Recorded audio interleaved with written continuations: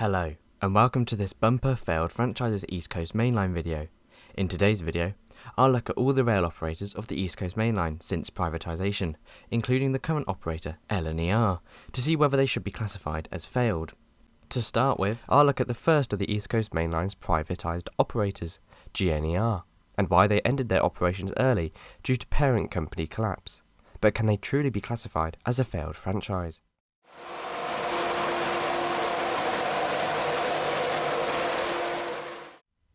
First, let's look at the formation of GNER as the first operator of the historic East Coast Mainline, running from King's Cross in London up towards Scotland via Doncaster, Leeds and Newcastle, a hugely important route in connecting Great Britain. Under the privatisation of British Rail, the Intercity East Coast franchise was created to act as the express operator along the East Coast Mainline, incorporating all the nearly brand new Intercity 225 sets and some older Intercity 125 HST sets, running on a newly rejuvenated and electrified East Coast Mainline. As with all the other franchises, bidding was used to produce a winner, with a certain Bermuda-based company called Sea Containers being one of these bidders on the franchise. By March 1996, it was announced that Sea Containers had won the bid for the running of the Intercity East Coast franchise for 7 years under their new subsidy of GNER. The name itself was important, with Great North Eastern Railway proving as a throwback to the golden age of rail travel under the former London North Eastern Railway Company before nationalisation. With its incredible regal-like branding and livery choices, GNER was attempting to bring back the best rail travel possible, and it would give it a good shot. GNER's franchise would begin on the 28th of April 1996 and would operate the length of the East Coast Mainline. GNER operated regular services from King's Cross towards Leeds, York, Newcastle, Edinburgh and Glasgow, via stations such as Peterborough and Doncaster. GNER also ran less frequent minor routes from London towards Hull, Bradford, Skipton, Harrogate, Aberdeen and Inverness, with these routes usually being operated just once or twice a day. As for rolling stock, GNER would inhabit all of the Intercity 225 sets, as well as 14 Class 43s, along with 56 Mark III coaches for the non-electrified services. The franchise itself, as aforementioned, was to last for 7 years, with the franchise including several requirements, including maintaining the same timetable operated in 1995 for at least 2 years, with it increasing after this, the refurbishment of all existing stock, including providing a buffet and trolley service on all trains, with some receiving on-board restaurants. The franchise also promised for better security at stations, improved access for all, and better car parking facilities. Overall, GNER promised to bring back the golden age of steam travel and pledged huge change to the East Coast Mainline. Just several months into the franchise beginning, the Sea Containers chairman, James Sherwood, announced plans for GNER to acquire several new-build tilting trains, which travelled at 140 miles an hour, and could reduce times from London to Edinburgh to 3.5 hours. Despite Sea Containers suggesting that they had placed an order in October 1997, with the units arriving by 1999, no such trains were ever delivered, with skeptics somewhat confused as to why the chairman would promise something that couldn't and wasn't delivered. Despite this, the first few years of GNER was rather successful, with GNER running the fastest service in Britain, averaging 112 miles an hour from London to York. Passengers were also satisfied with the refurbishments to GNER's units, with their customer service usually claiming to be the best from any operator, with there being a noticeable improvement in catering on onboard services. So far for GNER, things looked good, and things got better going into 1997, where, during a period of poor reliability shown by the Class 91s, GNER purchased the one prototype, Class 89 electric locomotive, to be used for services to Leeds and Bradford. Although costing £100,000 to renovate to mainline standards, the locomotive helped GNER in its lack of rolling stock, increasing the overall GNER punctuality and showing how train companies could be proactive in resolving issues that they faced. Although a derailment in 1998 did lead to the entire GNER 225 fleet being temporarily withdrawn to check all the wheels on the sets, this only affected GNER for a matter of days, and the service was soon back to normal. Despite GNER's overall great service prior to the turn of the century, this would not last. Sadly, in October 2000, the Hatfield crash occurred, affecting a GNER 225 set. The crash, occurring in Hatfield, Hertfordshire, was, as with all post-privatisation crashes in the rail track era, something that should never have happened and once again highlighted just how bad rail track were for passenger safety. 4 passengers died at the accident, with 70 injured, on the 225 set which derailed at 115 mph due to a fracture in the left handrail. All the deaths occurred in the restaurant coach, which overturned into an overhead line gantry. Sadly for GNER, things wouldn't get better in 2001. Just months after Hatfield, in February, a Land Rover trailing another car strayed off the M62 onto the East Coast Main Line, becoming stuck, and was hit by a GNER Intercity 225, coincidentally the same Class 91 locomotive that was involved in the Hatfield crash months prior. This crash was sadly far worse, with the front DVT of the GNER 225 set deflecting onto a nearby sidings and colliding head-on with a Class 66 Freightliner train, causing catastrophic damage to the 9 Mark IV coaches and leading to 10 deaths, including both train drivers involved and 2 other GNER staff members. The overall crash was thought to have a closing speed of 142 miles an hour, one of the fastest in British history. Although this crash was deemed to be the Land Rover driver's fault, not the railway or rail track, this did not change the overall effect of the 2 crashes. Altogether, the crashes led to huge decreases in passenger numbers on GNER services due to the fear created by the 2 crashes. This was not helped by the 9/11 terror attacks in New York in September of that year. These tragic events led to GNER's revenue being dropped by 21% and severely affecting the operations of the operator, not least due to temporary safety speed restrictions imposed by Railtrack, increasing journey times. Whilst all this was ongoing, GNER's original 7-year contract was nearing its end, and many questioned what the next franchise could bring in improvements to the East Coast Main Line. Sea Containers were once again shortlisted for the next Intercity East Coast franchise, along with Virgin and Stagecoach, when GNER's original contract ended. One idea was tainted by Sea Containers for the new contract to include a new fleet of 25 advanced tilting trains, similar to the Virgin Trains Class 390s, with some being diesel and others being electric. Virgin proposed similar plans, which would see a new TGV-like fleet introduced, running on new high-speed tracks from Peterborough and Newcastle, with the plans costing £5 billion. The Strategic Rail Authority, SRA, now had to choose between the 2 huge bids, and eventually chose neither, scrapping the bidding contest and handing GNER a franchise extension in 2001 until April 2005. This is still seen as a pretty poor decision to this day, as it scrapped the proposals by Sea Containers and Virgin, which would have seen the East Coast Main Line completely revitalised, with not much changing until nearly 20 years later, when the new IET trains were introduced with LNER. Despite the new franchise improvements effectively being shelved, GNER did lease 5 Class 373 regional Eurostar sets from Eurostar, costing £50 million, which included 6 rescue locomotives. The Eurostar units operated between London, York and Leeds, but could only reach 110 miles an hour on the East Coast Main Line due to overhead line interference, with gauging requirements limiting the use of the units north of York. This was intertwined with 11 additional London to Leeds services, with a £16 million investment in the infrastructure and £10 million in station improvements.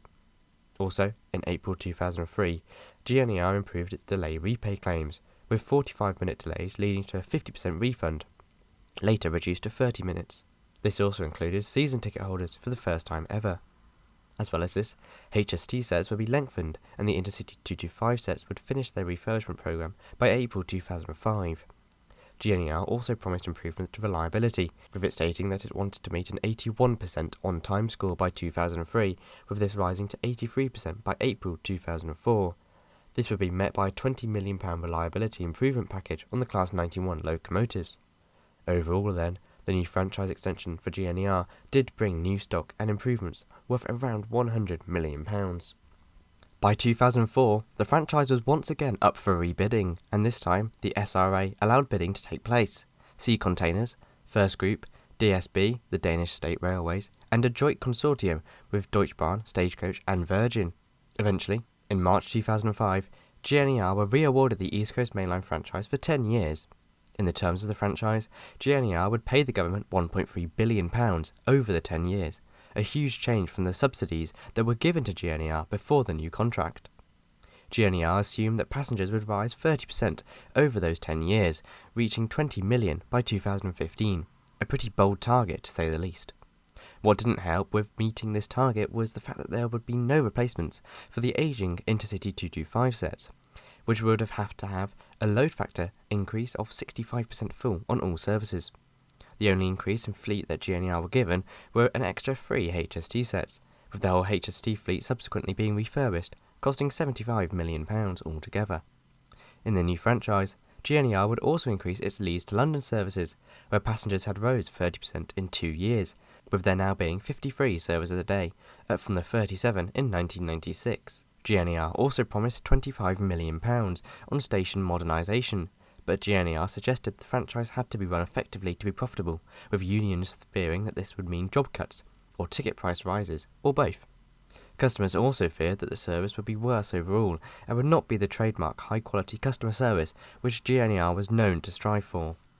Despite many believing GNER was in a good position at the start of the new contract, this was quickly proven wrong.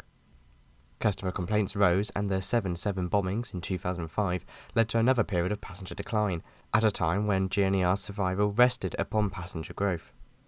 As well as this, the newly founded Network Rail and their increase in infrastructural performance meant that GNER received less payments from the company, leading to more financial worries. GNER also faced competition from open access operators such as Hull Trains and the newly founded Grand Central. The fact Grand Central were able to call it York led to substantial passenger and financial decreases for GNER on London to York routes. GNER called the decision unlawful and put forward several lawsuits against the company, none of which was successful. Despite the competition, GNER pressed on with their operations until 2006, in October, when disaster struck. Parent company Sea Containers had wound up £350 million of debt in its other businesses, and has thus filed for Chapter 11 bankruptcy on the 16th of October 2006. Although GNER was a separate division, there would be some effect from the company's collapse. Indeed, on the 15th of December 2006, the Department for Transport confirmed that GNER would be forced to surrender its franchise due to the fact that GNER would not be on course to deliver its £1.3 billion in repayments. Robert Mackenzie, CEO of Sea Containers, suggested that GNER did seek a renegotiation to limit repayments, but this was not granted, with revenue not increasing to the 10% in 2005 that was needed to fully repay the franchise obligation payment. Unions supported the move, with the fact that GNER was planning to cut jobs being the main reason for the lack of support. With GNER's collapse, the focus was, what next? Eventually, the SRA decided to rebid for the franchise, which was given to National Express East Coast, an operator I will study later in this mini-series. In the meantime, we should conclude with GNER. Overall, can GNER be classified as a failed franchise? Well, legally, yes. Their contract was nulled and thus they were no longer a franchise due to their performance. But, looking at the reasons for their collapse, it would be unfair to blame GNER themselves. Firstly, the franchise obligations were far too optimistic in my opinion. A 30% passenger increase in 10 years was somewhat unachievable, especially after the 7/7 bombings, with the decision from the government to not renegotiate the contract being the main reason for GNER's failure. The Sea Containers collapse certainly did not help, with the cash stream from parent company not being available to bail GNER out. However, despite GNER's impressive customer service, they were planning staffing cuts, which would have put the franchise into more mess. However, what do you think? Am I being too lenient on GNER, or did they deserve their contract to be stripped from them? Let me know your thoughts in the comments below, and let's look at our second operator, the successor to GNER, National Express East Coast.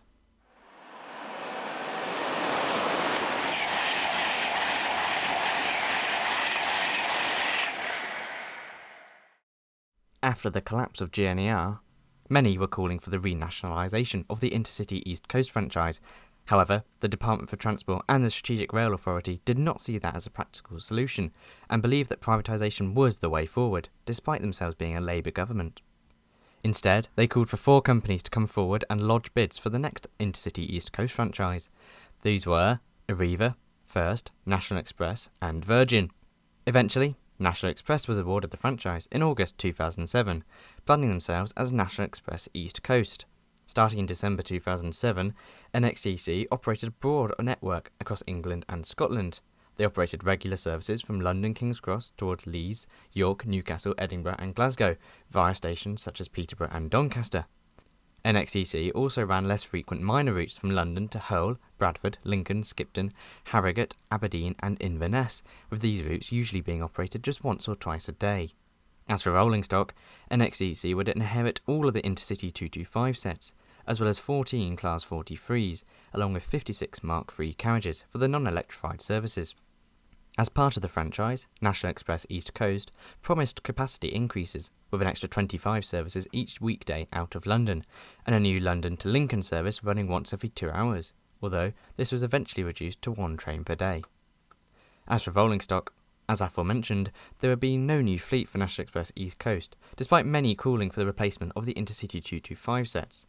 But they would gain more HST sets from redundant former Virgin West Coast HSTs.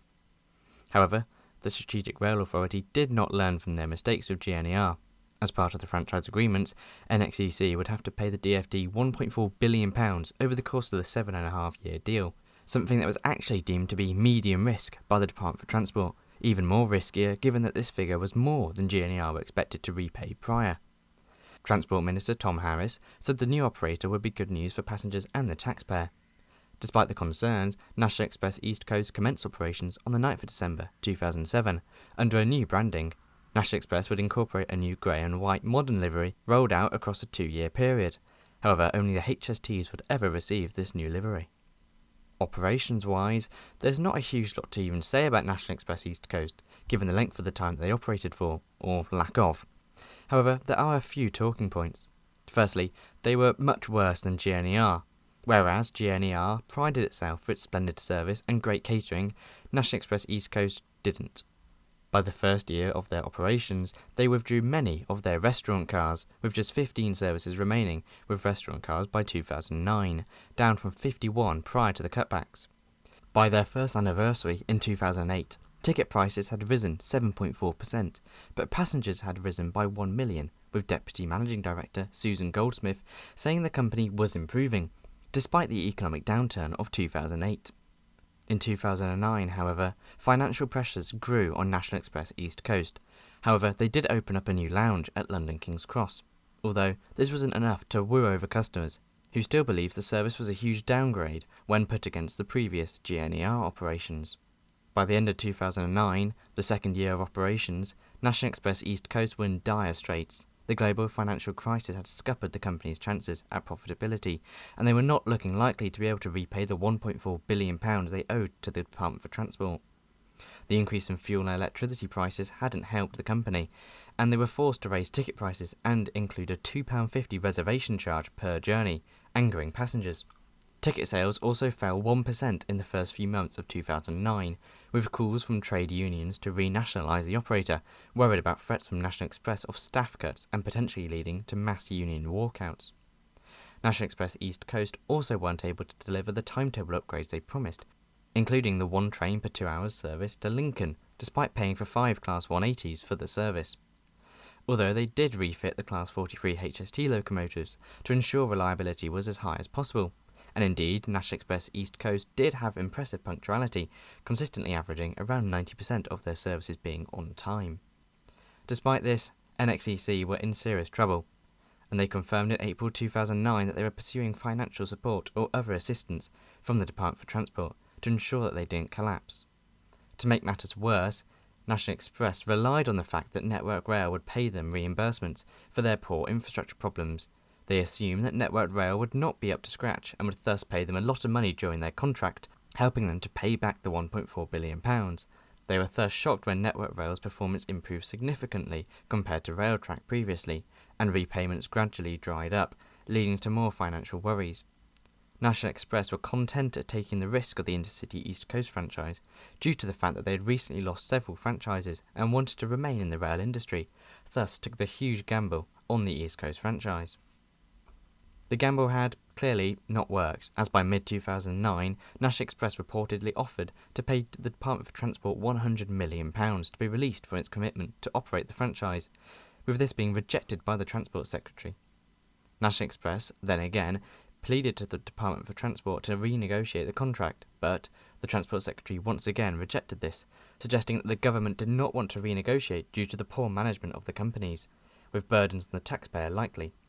Regardless, in June 2009, the Department for Transport confirmed that National Express East Coast would default on the franchise, and the Department for Transport would step in by the end of 2009, or when National Express East Coast ran out of money, whichever came first, with the Department for Transport running the franchise as a nationalised one from then on. National Express themselves suggested that they were not going to inject cash into the East Coast company, letting it run solvent, and handed it to the government. National Express, in defaulting the franchise, only lost £72 million of potential royalties, so did not take the burden of not being able to run the franchise, although they have not been able to run a rail company since. Thus, many called for the renationalisation of the rail franchising system, especially left-wing Labour backbenchers. But the 2008 National Audit Report, which found rail franchising did deliver good value for money and good services, was the main argument posed by the government to counter the views against privatisation. Regardless, National Express East Coast, by the 14th of November 2009, was no more, and was replaced by the much more popular East Coast Company. Lasting just under 2 years, National Express East Coast did not do much as an operator. They didn't change much, they didn't even have time to put their branding on their trains, and they certainly didn't change travel on the East Coast for good, such as GNER, with the strict financial regulations not allowing National Express to bring forward the vision that they put out. National Express were just too greedy and were too desperate to keep themselves in the rail industry, and gambled on income streams that weren't steady nor reliable. But who is really at fault, National Express or the government? And is it a failed franchise?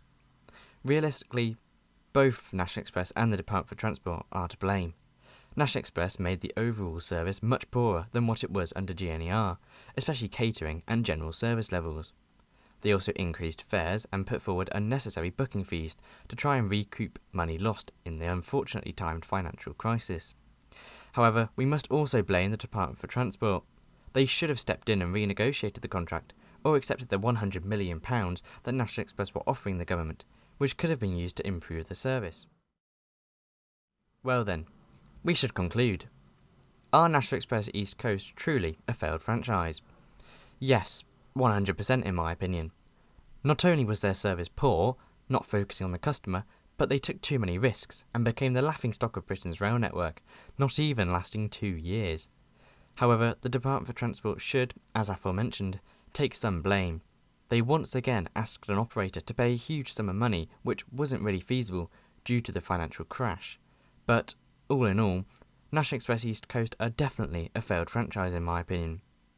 10 years into the East Coast Main Line being privatised, and there had already been 2 operators start and end. Could the next one be more successful? Let's find out with the episode on East Coast.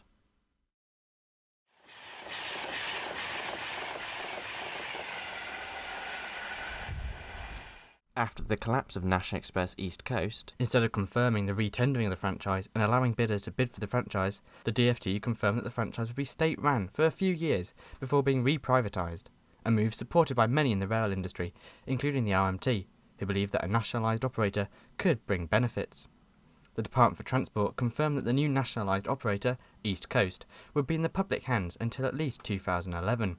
And on the 14th of November 2009, National Express East Coast transferred all services, staff and stations to the new East Coast Company. East Coast operated regular services from London King's Cross towards Leeds, York, Newcastle, Edinburgh and Glasgow, via stations such as Peterborough and Doncaster.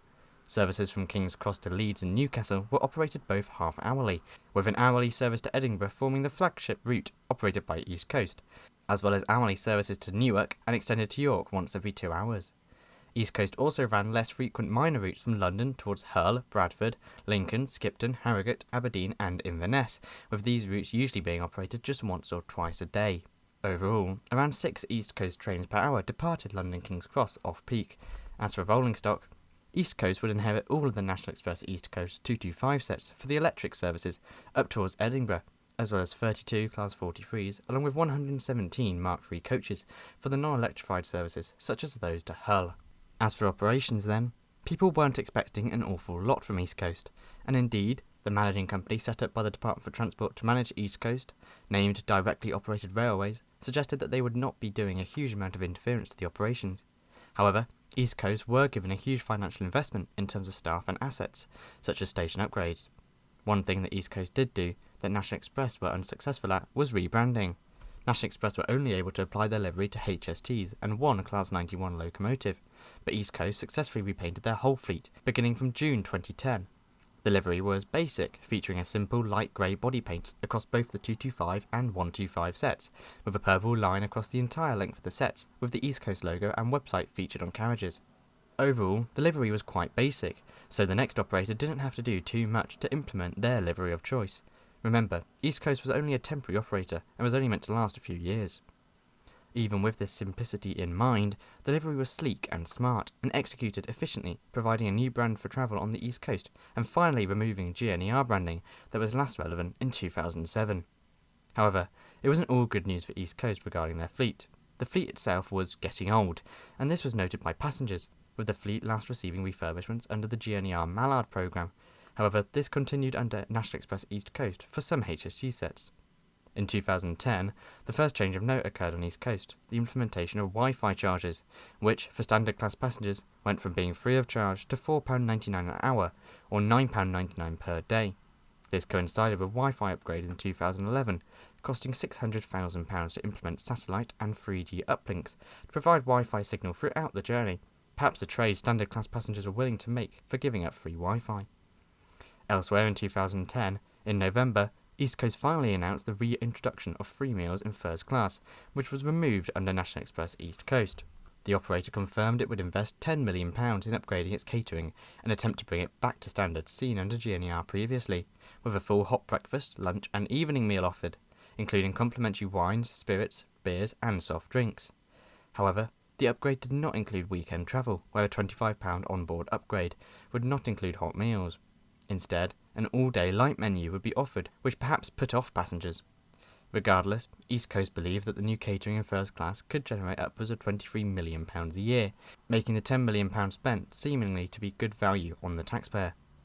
In 2011, the largest change on East Coast occurred.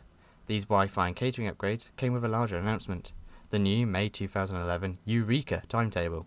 East Coast announced the plans in late 2010, and the new timetable will be the biggest change to the East Coast mainline timetable in about 20 years, and would see 20 more services per weekday, more weekend services and faster journey times with regular service patterns.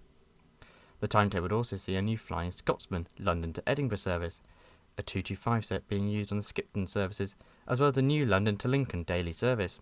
All in all, the upgrades would provide more than 3 million extra seats per year, coinciding with the news of passenger growth totalling to 4.2% per year. The May 2011 timetable was a huge success, promoting rail travel on the East Coast mainline, with many believing that the new nationalised operator was performing much better than the previous privatised ones, with the cheap flat fare £10 one-way tickets and announcements of £24 Olympic special tickets also boosting passenger satisfaction. Some people believed a nationalised operator wouldn't have the freedom versus privatised ones, but this wasn't the case. In August 2010, East Coast announced plans to attempt to test a Class 390 Pendolino on the East Coast mainline, with a potential new Pendolino order coming if the test was successful to replace the 225 sets. Unfortunately, the plans were sadly scuppered by Virgin West Coast, who suggested East Coast were trying to take passengers away from them by trying to get new Pendolinos before Virgin, who had already ordered 4 more new units, and thus the scheme never actually got as far as the drawing board. But East Coast still wanted to innovate and boost capacity in time for the 2012 Olympics, and that should be praised. 2011 was certainly a busy year for East Coast, as he introduced a new loyalty system, which was points-based. The system, which gave points for purchasing any rail tickets from the East Coast website, gave passengers perks such as free travel and covered season tickets and business travel. This was a huge upgrade from the previous Escape scheme, which was really targeted only at high spenders. In 2012, it was confirmed that East Coast was one of the most successful operators in Great Britain at the time. By 2012, East Coast had received 13 industry awards, including Britain's Top Employer Award. Ticket sales had risen by over 4% each year, and the taxpayer was gaining £208 million from the operator due to it being hugely profitable. As well as this, East Coast received a record level of customer satisfaction and averaged well over 85% of services arriving on time, peaking at 95% between 2012 and 2013. To make things better, East Coast was far cheaper to run, against an operator like Virgin West Coast, which received £180 million in government revenue support since 2009, plus a £1.2 billion network grant. East Coast received no revenue support and just a £980 million network grant, despite running a network nearly as long as Virgin's and just as important. Elsewhere in 2012 and early in 2011, East Coast decided to restart the tradition of naming locomotives, giving names to 4 Class 91s, including 91110, painting it to a Battle of Britain commemorative livery. A year later, in 2013, something rather interesting and strange happened. Sky One produced a series on East Coast titled All Aboard East Coast Trains, where they depicted how the company worked, from the onboard staff to mechanics in the depots. In partnership with Sky, East Coast also provided a full 225 set and Class 91, 125 with a new Sky One HD livery, including some of the characters on the series. 2013 was also a big year for the future of East Coast. The initial date that the DFT had suggested for the end of the franchise was December 2013, moved from 2011. However, this was then extended again until February 2015, with bidding to begin in 2014.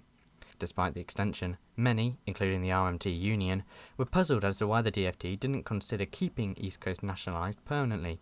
They argued that the operator was highly profitable, had high customer satisfaction, and provided good value for money.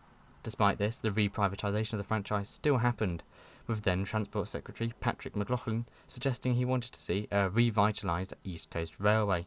Many, however, suggested one already existed. On the other hand, East Coast had not delivered the new fleet that the East Coast Main Line desperately needed. The HSTs were now heading towards their 40th birthday, and it was becoming increasingly clear that the fleet of East Coast was starting to show its age. The interiors, without refurbishment since around 2007, were also becoming dated, with even the Wi-Fi being deemed slow, only having 3G, despite 4G being introduced in 2009. The interiors, without refurbishment since 2007, were also becoming dated, with even the Wi-Fi being deemed slow, only having 3G, despite 4G being introduced back in 2009. The Mark III HSTs were also becoming outdated in terms of interior ambience, with PA usually never working, sporadic heating, and vestibule doors that failed to open or close, not to mention the use of slam doors, which weren't very accessible. However, the Intercity Express programme was going to replace all HST stock and some of the 225 sets, but this was not looking to be something that was introduced within the next few years, with the first front carriage only being unveiled in Japan in 2014 by Hitachi. Thus, it's a shame East Coast let Smoke's fleet deteriorate. Regardless, they would not be an operator for much longer, so they probably weren't too fussed about these issues, management at least. In January 2014, First Group, Keolis and Eurostar, as well as Stagecoach and Virgin, were announced as the bidders for the new franchise. Stagecoach and Virgin won the franchise in November 2014, but not without the backlash. The TSSA Rail Union suggested that East Coast had been a success story and called the privatisation an economic vandalism, and they probably weren't wrong. On the 1st of March 2015, East Coast slid into the history books, replaced by Virgin Trains East Coast on a 7-year franchise. They would be the operator to bring the new fleet into service, or so they thought. Even the day of Virgin beginning operations was not met without backlash, with protests happening across the country due to the privatisation, with many angered and wanting to see East Coast remain as an operator. In conclusion then, East Coast, a nationalised operator that seemed to do a much better job than its predecessor and successor, an operator that only failed because the Department for Transport didn't want to keep it nationalised, and clearly didn't learn from National Express East Coast or GNER. Why reprivatise? Well, who knows?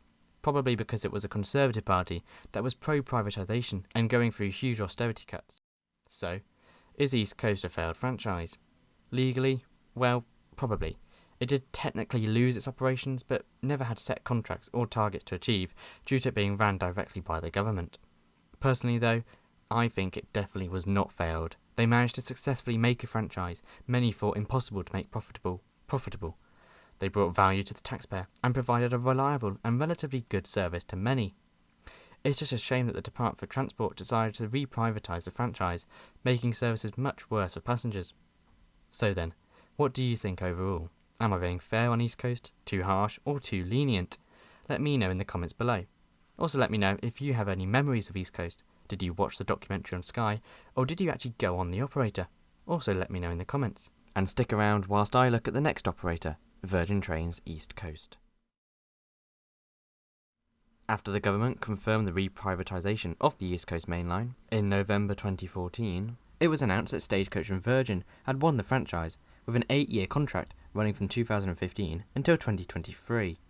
On the 1st of March 2015, VTEC began operating along the East Coast Main Line.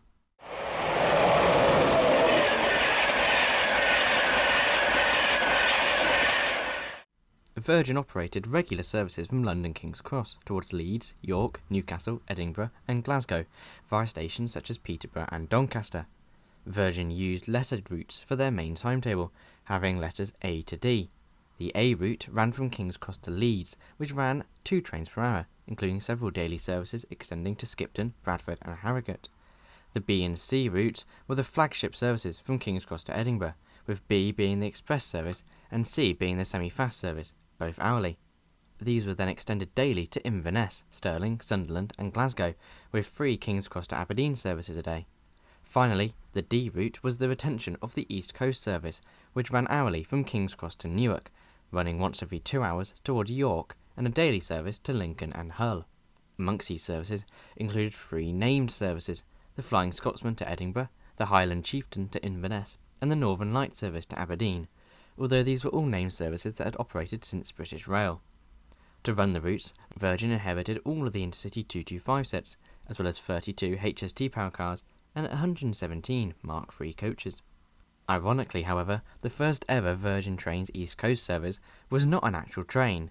Instead, the 0745 Leeds service was actually a bus, due to engineering works on the first day of operations, on a Sunday. The first actual service was slightly later, from York, arriving into London King's Cross 25 minutes early, due to huge parving allowances en route. The company itself, although it promised new services, new trains and new technology, would not be a huge change in the first few years. The new Intercity Express trains, which would coincide with a new timetable, were a few years from service, so Virgin would be stuck running pretty much the same service as East Coast prior. There was, however, a big risk involved in VTEC. They had promised the government £3.3 billion in dividends, most of this relying on projected passenger growth and new businesses created by taxpayer funding improvements. Virgin also promised a full refurbishment of its fleet, costing £140 million. Apart from the issue around stability and finances, passengers were worried about the lack of competition that Virgin faced. They were, after all, now the only rail operator from London to Scotland, operating the West Coast and East Coast franchises, and there were no open access operators running to Scotland under Virgin. However, the Office of Rail and Road had realised this, and by May 2015 had accepted a proposal by First Group to run an open access service from King's Cross to Edinburgh, as well as a new company called Alliance, who wanted to bring back the old GNER brand for similar services. Sadly, both took time to get going, with Alliance eventually folding, and the First Group only started operations after VTEC ceased operations. Within months of commencing operations, Virgin had rebranded much of its stock to incorporate the flowing Virgin livery, similar to that of the West Coast operations, with the whole fleet receiving the new livery by November 2015, with this being shorter than it took National Express East Coast to rebrand just its HSTs. However, despite having a strong brand identity already formulated, this did not make anything cheaper for passengers. In July 2015, there was a report by The Guardian which suggested that Virgin raised fares silently by 100%. The Guardian accused Virgin of removing some advanced single fares, forcing passengers to pay more expensive off-peak or any-time tickets. Virgin responded to these stealth increase accusations by suggesting that they could only give away a certain number of tickets at a cheap price, and the number of advanced tickets had been reduced to cut other ticket prices by up to 10%. Despite the fare increase on some tickets, Virgin were making some improvements, such as the refurbishment of all Intercity 225 and 125 sets by August 2016. Well, refurbishment is a strong word. It was more of a light refresh. As the GNER Mallard refurbishment program was so good, Virgin didn't actually have to do that much to make their train interiors good. They simply refreshed seat covers and carpets to match Virgin's branding, and then refurbished the toilets. Despite the small refresh, the fleet interiors were very good, and was a testament to the GNER refurbishment nearly 10 years prior.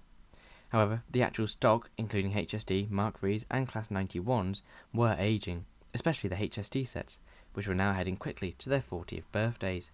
So it was lucky that Virgin would be introducing the new Class 800s and 801s by 2018. In the meantime, £16 million would be spent on fitting 35 new engines to the HST sets, as well as gaining some HST sets from East Midlands trains. However, going back to the first year of operation, in September 2015, Virgin announced their first minor timetable change, which, although did not deliver the more frequent and faster services that was promised in future changes, did provide new services. Virgin would introduce a new Sunderland to King's Cross service to compete with the Grand Central one, as well as a new direct Stirling to King's Cross service, rather than the previous service, which required a change at Edinburgh. The December timetable change coincided with punctuality figures reaching 82%, peaking at 87% later in 2016.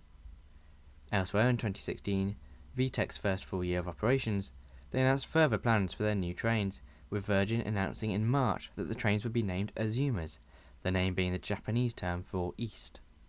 For the May timetable change, Virgin also confirmed several Newcastle terminating services would be extended from King's Cross to Edinburgh, providing now a half-hourly service between Newcastle and Scotland's capital.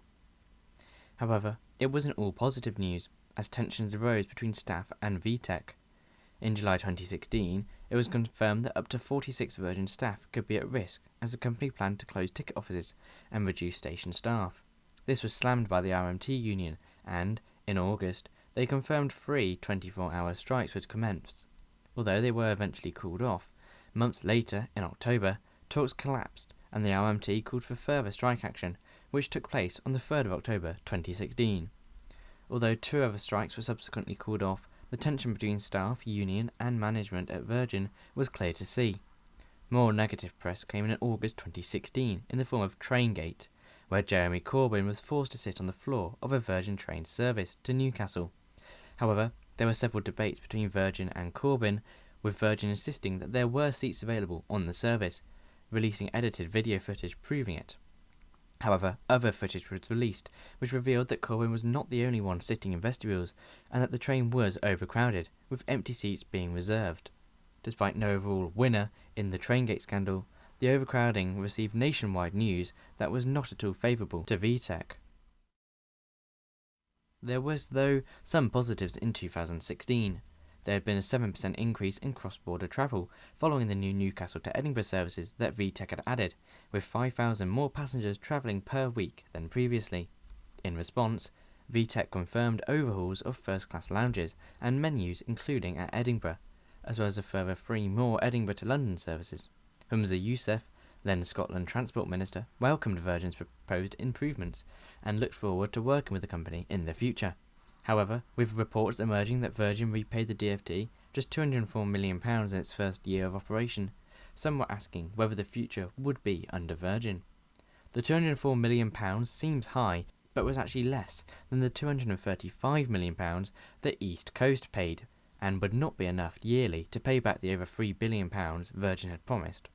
Regardless, Virgin pressed on, and by January 2017, the final train in the £40 million refurbishment of the 125 and 225 sets had been completed, with new first-class seats being installed in the Mark IV coaches. More work also continued on the new Azuma trains, including tests of the new units, with Virgin confirming introduction from December 2018.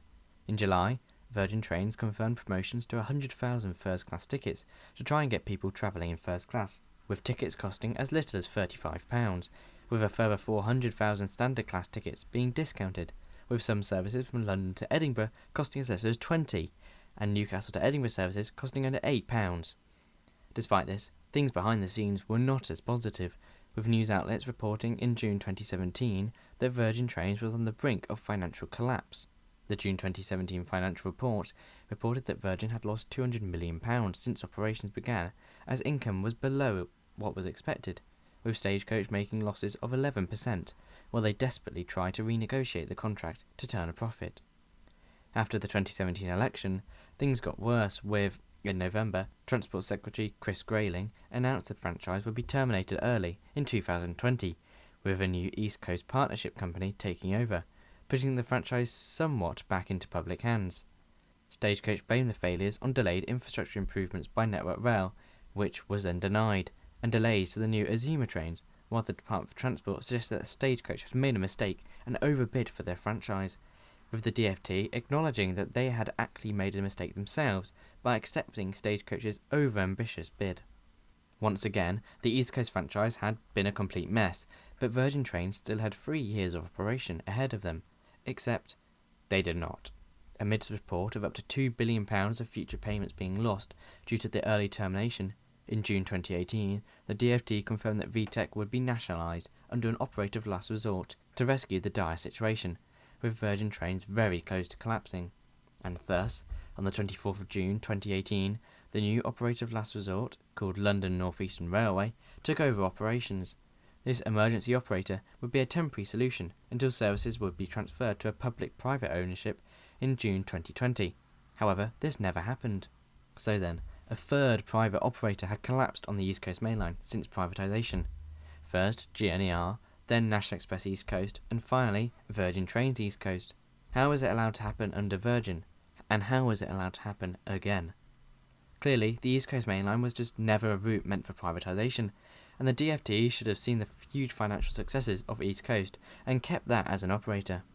Virgin Trains overpromised hugely in their bid, as many operators did to try and get the operations. They promised too much in repayments, which crippled the company, but, as always, the taxpayer was hit the hardest. The DfT and the government should also be blamed. They should have ruled out the Virgin and Stagecoach bid after realising that it would not be realistic in terms of repayments, but the anti-rail government chose whichever bid would cost them the least, and that was the Virgin one. The East Coast private operators are a prime example of why privatisation has failed in the UK, and why I believe that nationalisation can work, as East Coast and LNER has since proven. So then, is Virgin Trains East Coast a failed franchise? Yes, absolutely. They overbid and they paid the price, but so did the taxpayer. Their franchise wasn't terrible, the management and bidding process was.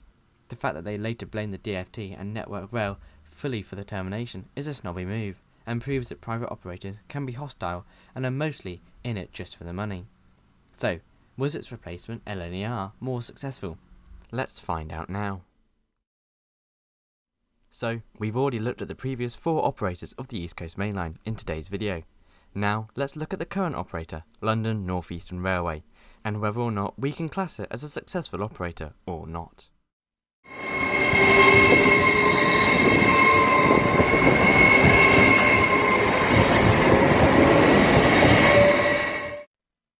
Due to Virgin's collapse in a similar style to GNER and National Express East Coast, the government decided change was needed.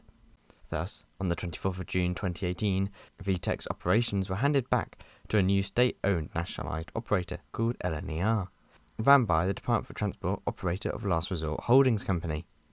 What LNER would bring to the rail network was unknown, but new stock was promised.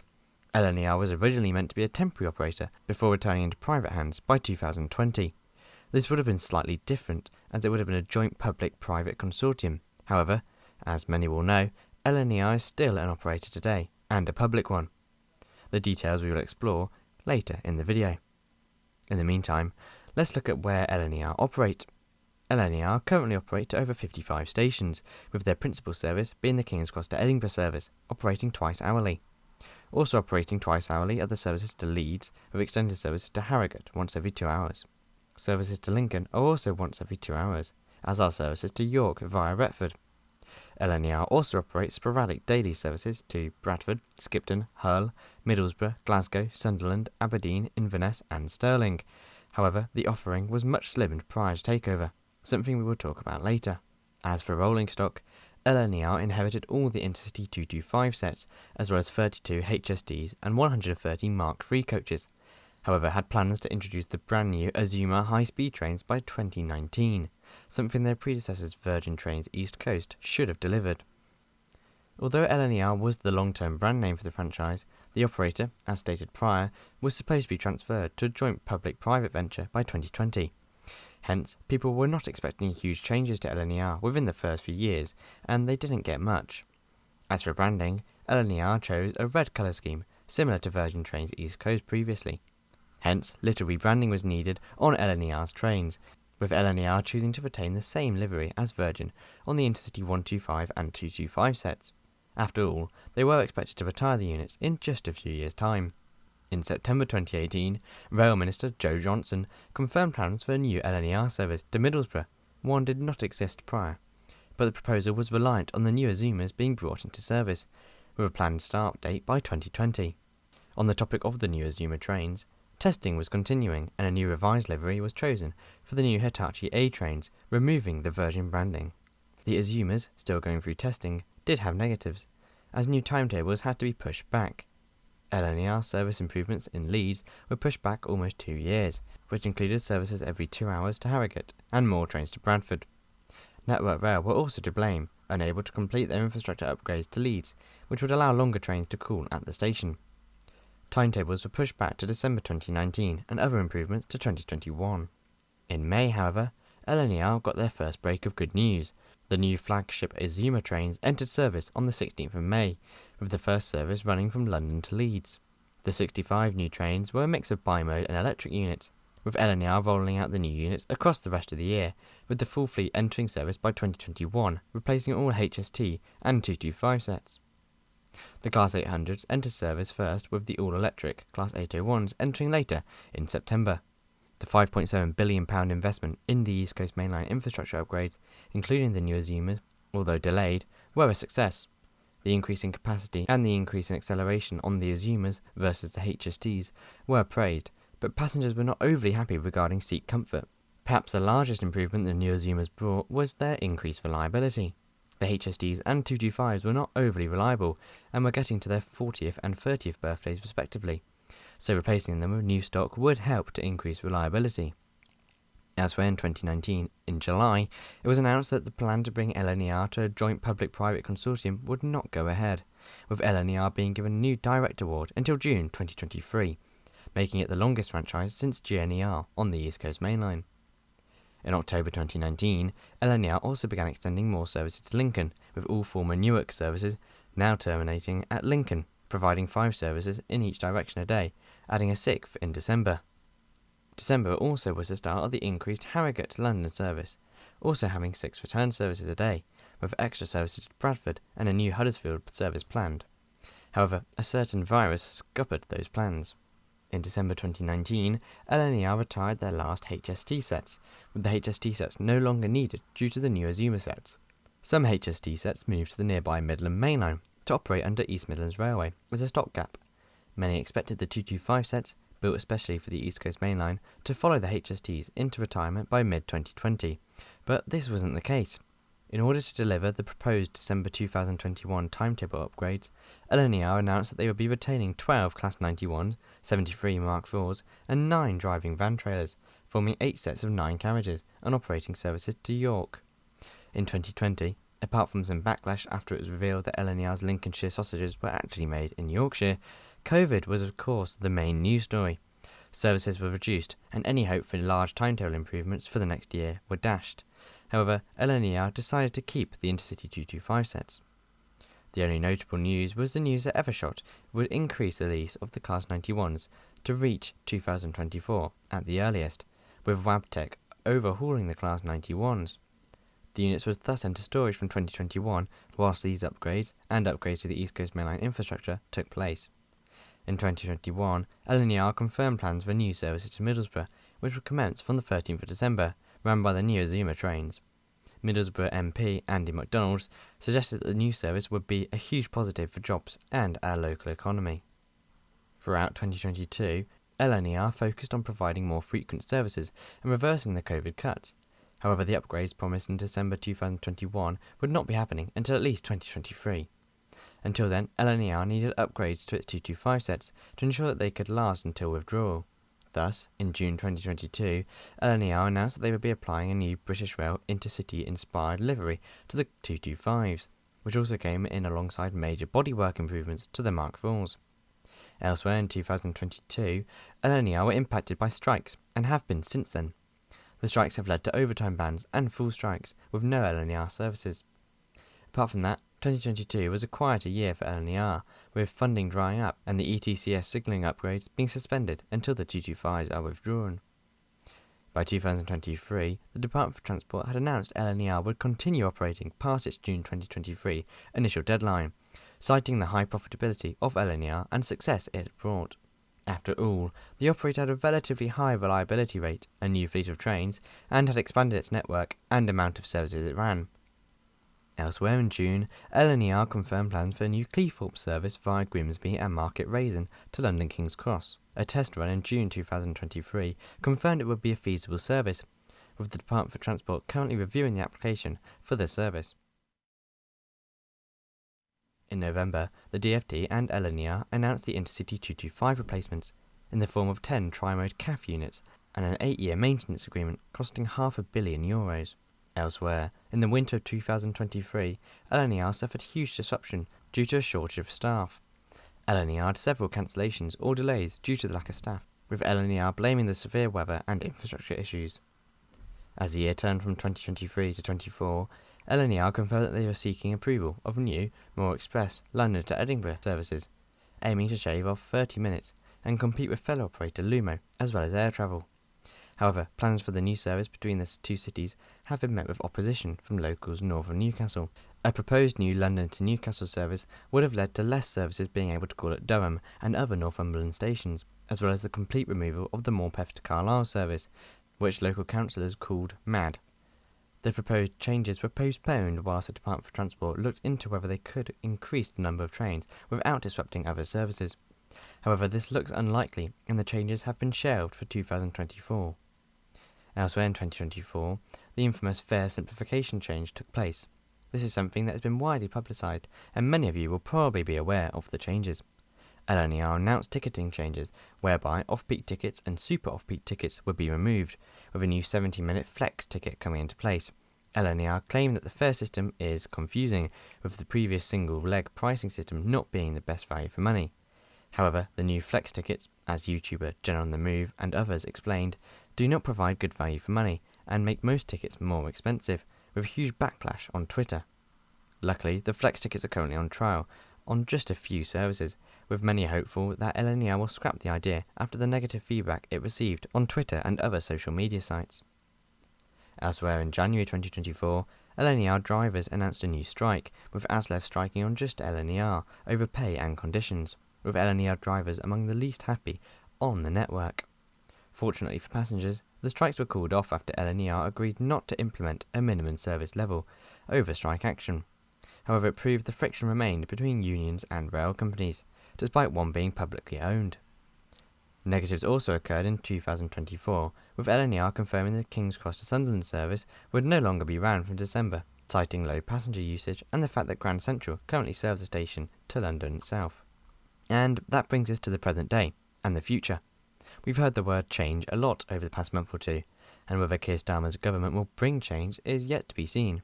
However, they have promised it, and it seems likely that rail nationalisation will go ahead across the rail network, like LNER is currently. As for LNER, well, they certainly are better than the previous privatised operators, and have tried to be new with ticketing systems, but these always haven't been likeable changes. Reliability-wise, they aren't that great as previous operators, averaging a pretty poor 59% on-time score for May to June 2024, with cancellations at around 4 to 5%. Timetables also haven't changed hugely. The huge changes promised by LNER for December 2021 haven't gone ahead, with ETCS signalling something for the future, but not currently in use, despite the Zoomers having them built in. Hopefully we can see reliability increase infrastructure-wise, as it has been quite poor recently, with overhead line electrification issues and other general failures to blame, with Network Rail currently revitalising the route. Overall then, are LNER a successful operator? Well, personally, I think yes. They've brought in the new Zoomers and have pretty decent customer service. I've had many good experiences on LNER services, especially with their friendly staff on trains and at stations, as well as it being very easy to reserve a seat. The service, however, is nothing incredible, and isn't hugely reliable, or very quick. It's also very expensive, with a weird and even more complicated ticketing system than its other operators. Companies like Lumo are far better value for money than LNER, and pose a threat to the company's profitability, as do airlines. The new Intercity 225 replacements may bring about the new signalling change needed to boost the capacity on the East Coast Main Line, but if prices remain as high as they are, there won't be many passengers for these new potential services. Hopefully this new Labour government will be able to change the anti-rail past and provide the upgrades really needed to boost rail travel along the East Coast Main Line, hopefully with more towns getting London connections, and LNER is then able to thrive and have that third King's Cross to Edinburgh service it has always wanted. Thanks for watching my East Coast Main Line Operators mini-series. Do let me know which operator I should cover next, and make sure you like and subscribe if you've enjoyed the series. I've covered every operator from GNER to LNER in this series, and personally I believe that nationalised East Coast and LNER operators have been the best to date. Hopefully LNER can finally provide the stability needed for a modern high-speed and reliable service. But what do you think about the East Coast Main Line's privatised operators? Let me know in the comments below, and tell me which operator you think is your favourite. Thanks ever so much for watching this very long video, and I hope you have enjoyed. I also hope you consider liking, subscribing and joining the channel. Special thanks to my Business Zone members Andrew Bowen, Anthony Harris, Connor Greig, Craig Mitchell 43 and Lewis C21, as well as all my standard class members. Special thanks to Dever Rooney for his donations and his membership. Thanks so much for watching. Check out my Twitter, Discord and Instagram in the links below, and I'll see you soon. Goodbye.